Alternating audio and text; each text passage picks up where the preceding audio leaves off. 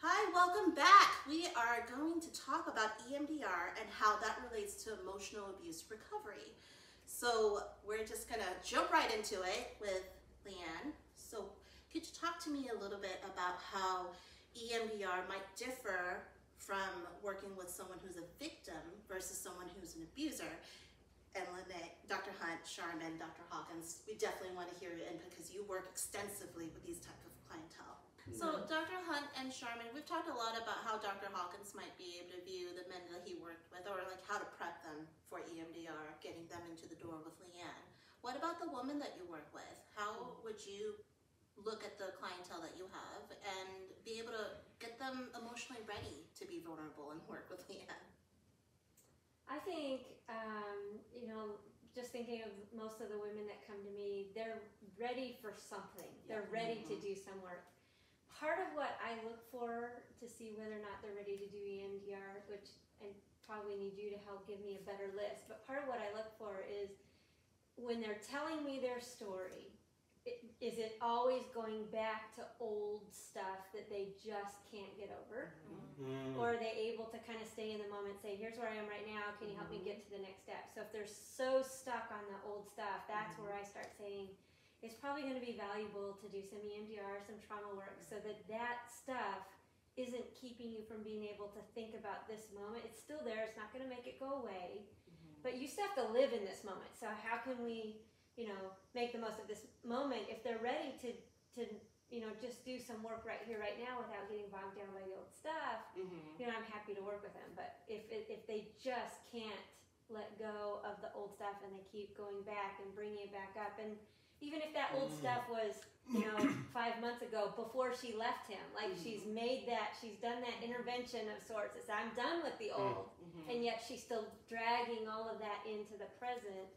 That's where I say, it's kind of time to go do something that's going to help just release that, so she's able to think in the moment. But what about, before you answer that, you're going to hit a little bit of resistance there, Oh yeah, aren't you? I do usually. Yeah.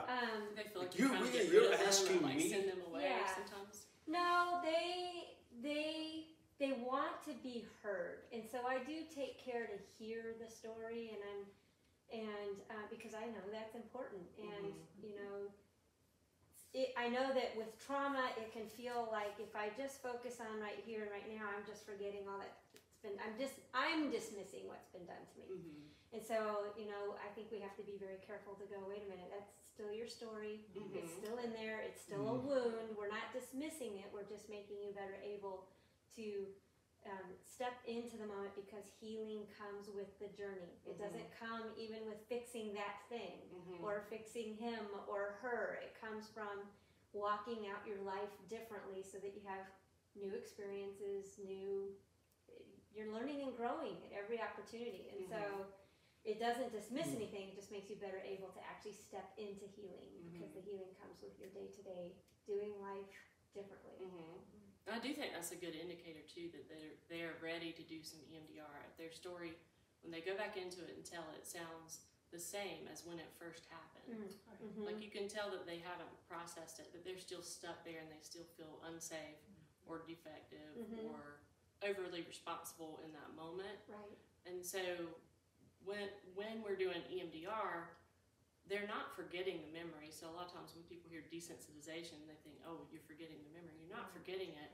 It's just a matter of it becomes different to you in your experience. It becomes something that happened in the past, but you're okay now. And when you go back and you talk about it, you don't get activated in the same way anymore. And you have some perspective as to how it fits into the present now in a safe way.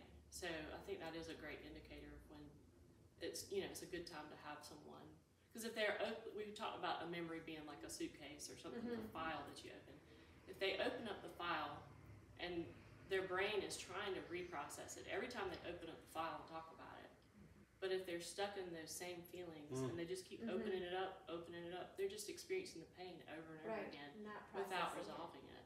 And EMDR provides the conditions in the brain to help your brain let it go and fully live in the present. And the letting it go isn't saying that it was unimportant Yeah. or that it didn't happen, but more that it won't define define me. Yeah, Yeah. It absolutely. won't continue to injure me. Yeah, I like that. It won't continue to injure me. Because with trauma, oftentimes you're just walking through your life, you're in the kitchen making coffee, and all of a sudden you're triggered. Yeah. Like you can't predict when you're going to experience that trigger, and that's what's so injuring about experiencing PTSD or complex PTSD is that, you know, like if you're having trouble with depression or ADHD, you kind of know how to manage those things. With trauma, you can just be walking through your life and all of a sudden be triggered and in some sort of fight or flight or freeze reaction that you can't control. And so with EMDR, we're giving them control back of those triggers. The triggers happen, and oftentimes they're like, wow, it used to happen in this way, and now I feel not much of anything. Okay. And then they just move on with their life. And so it's just really powerful for them to be experiencing something a certain way, like a trigger, and then the very next day after working on it in EMDR, not experiencing it the same way anymore. It's like a sense of freedom from Yeah. all that pain that they're carrying with them. Yeah. And it gives them motivation to keep doing their work with you guys too. Okay, now I can use those skills, and now I can do, you know, what Sharmen's asking me to do. I think I can do it now. You know, I think I can implement this in my life. It gives them hope, I think, for being able to change their life and not feel stuck. Well, and if part of what we're offering in that, I'm thinking back to the grocery store example, right?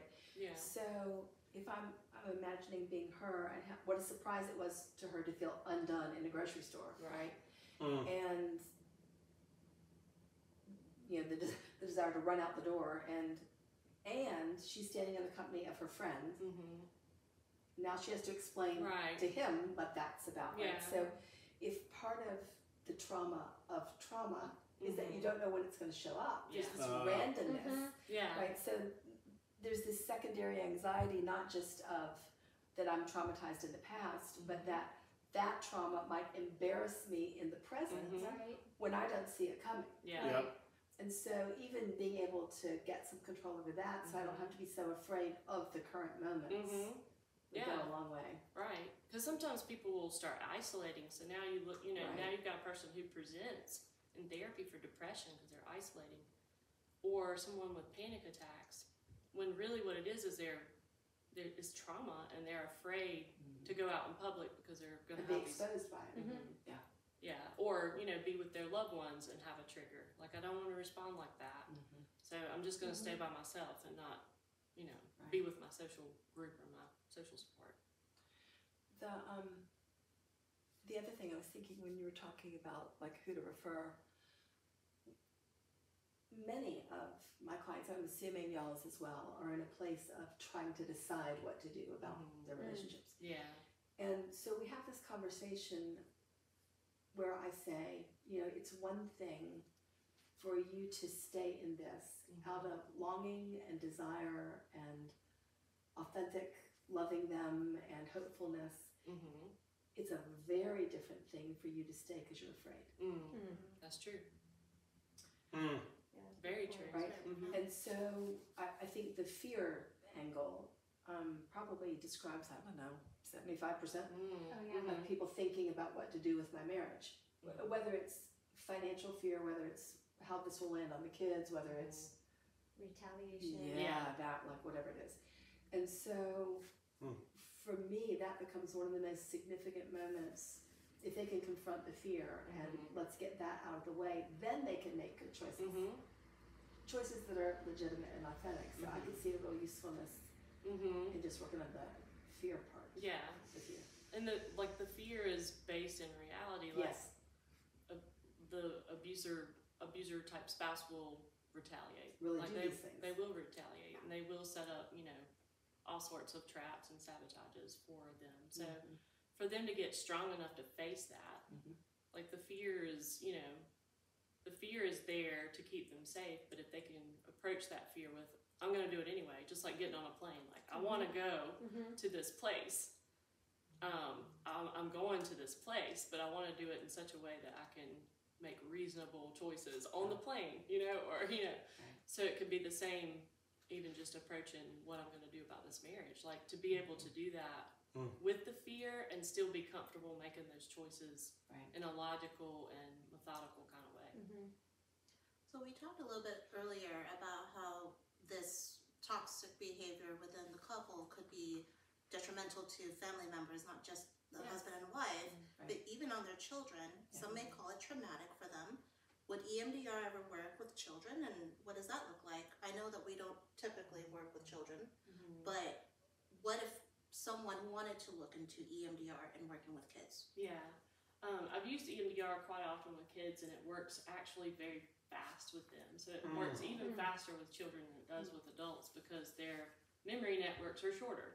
So it's just like, kids heal from, immune situations quicker. Kids' bones heal quicker. Their brains heal quicker also because they don't have as much baggage and they don't have as many memories on or top of many memories. years of developing those memories. And their brains are still developing, so there's a flexibility that's really right for them. And a lot of times they're not like, oh, this therapy is so weird because they haven't had so much experience with therapy.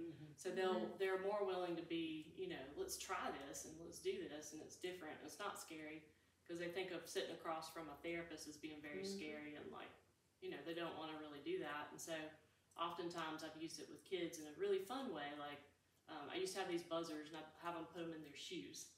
Like with little kids, So you're talking about this stuff, and they got these buzzers. Yeah.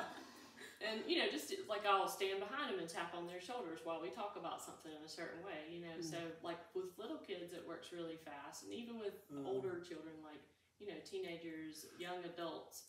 Oftentimes they've gone through these situations thinking it's got to be my fault, like it's got to be something that I've done, and that's just a normal developmental stage that kids go through where they internalize everything as being their fault or they had some control over it. So, while this trauma and distress is going on in the home, oftentimes you have this side experience with children experiencing it as their fault. Oh gosh. And, I should have done this, or if I hadn't caused this problem, then my parents wouldn't have had that fight in which my parents split up and left. So oftentimes we can go in with kids and do EMDR on how they perceived it and what their perceived contribution was to it. Sometimes it's just a lot of anger and hurt. Sometimes it's a fear that they're going to turn out like the parent who is abusive, and we can go in and help them desensitize those fears and reprocess what has happened and how it fits into their present. So with our clientele, I know that a lot of times we are working with couples who have adult children, right?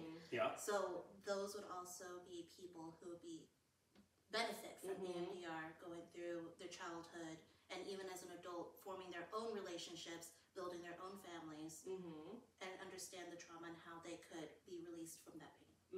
Absolutely. Yeah, and like we kind of conceptualize in the trauma field as little trauma and big trauma. So big trauma is like when your physical safety was threatened, and let's say, like you were robbed or, you were assaulted or something like that. That's big trauma. But little trauma builds up over time and still has the same effect in the brain where you're avoiding or you're hyper aroused by something or you're re-experiencing. So a lot of the times these kids are also experiencing symptoms of complex PTSD in which, their interactions are affected and they're,